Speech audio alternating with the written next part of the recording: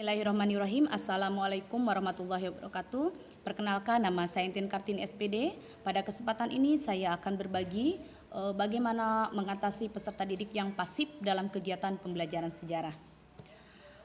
Pembelajaran adalah proses interaksi peserta didik dengan pendidik dan sumber belajar pada suatu lingkungan belajar. Pembelajaran adalah proses untuk membantu peserta didik agar dapat belajar dengan baik.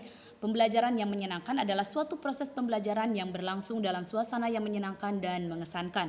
Suasana pembelajaran yang menyenangkan dan terkesan akan menarik minat peserta didik untuk terlibat aktif sehingga tujuan pembelajaran dapat tercapai maksimal. Sebagai guru, kita pasti ingin saat mengajar di kelas siswa aktif bertanya ataupun mengajukan pertanyaan ataupun memberikan pendapat.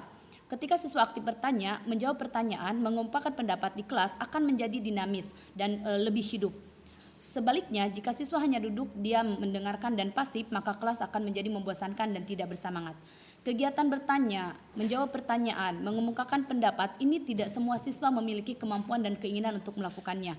Keterampilan bertanya, menjawab pertanyaan, dan mengemukakan pendapat siswa kadang kala membutuhkan campur tangan kita sebagai seorang guru.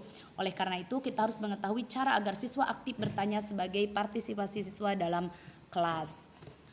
Penyebab siswa pasif. Faktor dari dalam diri yang lebih dominan, misalnya kurangnya kecakapan atau kemampuan baik bakat maupun pengalaman belajar, kurangnya motivasi belajar atau minat terhadap materi pembelajaran yang sedang dipelajari sehingga tidak ada dorongan untuk melakukan kegiatan belajar secara aktif. Kemudian ketiga, mendapat kesulitan dalam belajar. Keempat, kecemasan siswa selama proses pembelajaran. Dan kelima, lingkungan siswa yang kurang mendukung. Lalu bagaimana cara mengatasinya? Ini menjadi tugas seorang guru. Tentu saja yang pertama, siswa harus melibatkan siswa untuk aktif. Kemudian kedua, guru harus mampu menciptakan suasana belajar yang menyenangkan. Ketiga, jauhkan hal-hal yang sifatnya mengganggu pada saat proses pembelajaran. Keempat, guru harus bisa membimbing dan mengarahkan aktivitas peserta didik selama kegiatan pembelajaran. Kelima,